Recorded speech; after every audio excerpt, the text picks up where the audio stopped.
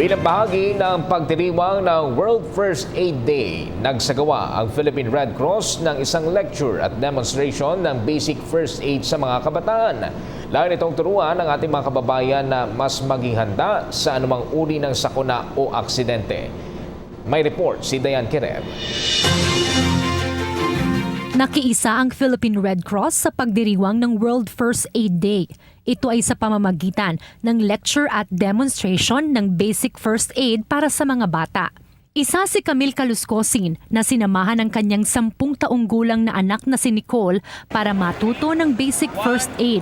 Kasi hindi naman natin masasabi yung mga accident na mangyayari. So, if ever, syempre hindi naman lahat ng magulang laging kasama yung anak. Para pag mag-isa lang sila or nasa school sila, alam nila yung mga gagawin nila.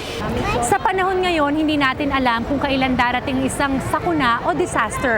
Kaya panawagan ng Philippine Red Cross, habang bata pa lang ay kailangan marunong na ng basic first aid. Ayon kay Philippine Red Cross Secretary General Attorney Oscar Palabyab, sa oras na may sakuna ay makatutulong rin ang mga bata. Yung laro nila magiging part of their parang daily life, magiging habit nila yon, so they will be able to help.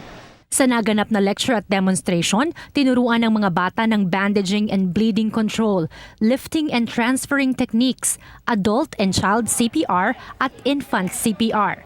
Sumailalim rin sa basic first aid education ang ilang mga empleyado ng Manila Ocean Park kung saan ginanap ang aktibidad.